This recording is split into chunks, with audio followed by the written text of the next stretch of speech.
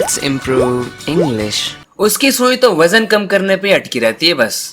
उसकी सुई तो नौकरी छोड़ने पे अटक गई।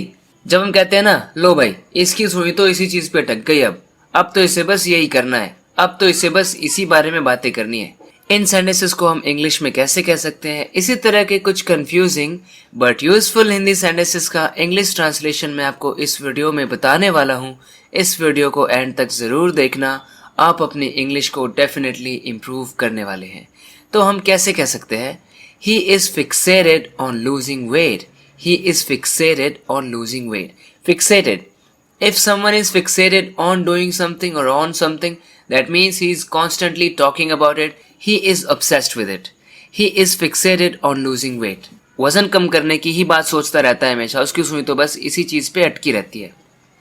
जब हमें कहना हो उसकी सुई तो इस चीज पे अटक गई, past tense.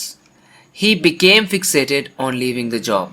He became fixated on leaving the job. यानी अब तो उसने ठान लिया है, अब तो उसे बस नौकरी छोड़नी है, इसी चीज पे उसकी सुई अटक गई। He became fixated on leaving the job. यहाँ गंदगी का नामो निशान नहीं है, यहाँ धूल का नामो निशान नहीं है।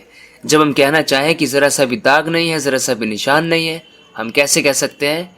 There isn't a speck of dirt here. There isn't a speck of dirt here. Speck का मतलब होता है दाग, धब्बा, निशान। तो dirt का एक speck नहीं है यहाँ पे। There isn't a speck of dirt here.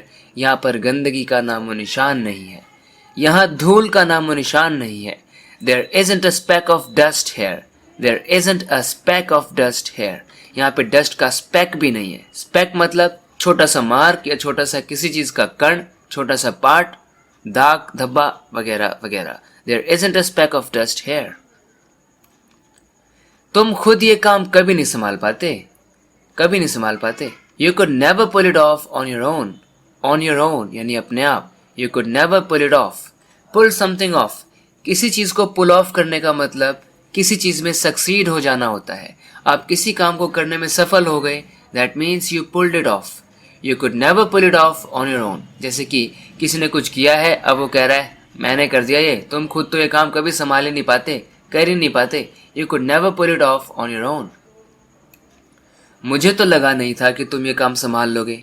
I didn't think or I didn't feel that you would pull it off. That you would pull it off. यानी इस चीज में सक्सीड कर लोगे, सफल हो जाओगे, इस काम को संभाल लोगे। You would pull it off. I didn't feel. उसने एकदम से फोन काट दिया। उसने एकदम से कार रोक दी। जब कोई एकदम से कुछ कर दे, जब आप उस चीज को एक्सपेक्ट नहीं कर रहे थे कि वो ऐसा करेगा, या फिर रूडली उसने ऐसा किया है, ऑल ऑफ अ सडन ऐसा किया है, हम एक वर्ड का यूज करेंगे जो कि है abruptly. He hung up abruptly. He hung up abruptly. He hung up abruptly. Abruptly मतलब एकदम से, rudely, बिना कुछ बताए एकदम से काट दिया। He hung up abruptly.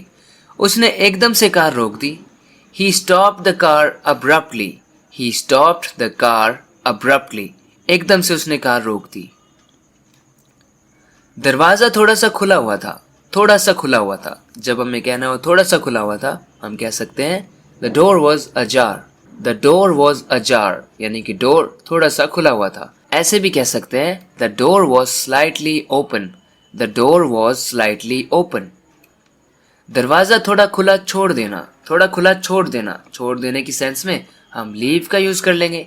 Leave the door ajar. Leave the door ajar यानी थोड़ा सा खुला। Leave the door slightly open. Leave the door slightly open.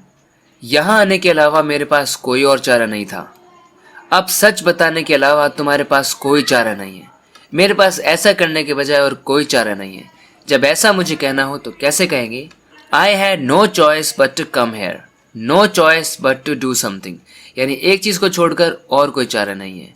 I had past है, इसलिए I had no choice but to come here. यहाँ आने के बजाय मेरे पास और कोई चारा नहीं था। अब सच बताने के अलावा तुम्हारे पास कोई चारा नहीं है। Now you have no choice but to tell the truth. Now you have no choice but to tell the truth. यानी सच बताने के अलावा तुम्हारे पास और कोई चारा नहीं है, सच बताना ही पड़ेगा। जैसे जैसे दिन बीते वो और समझदार हो गया। जब हम ऐसे कहते हैं ना, जैसे जैसे, जैसे जैसे शाम बीती सबको फिर भूख लग गई।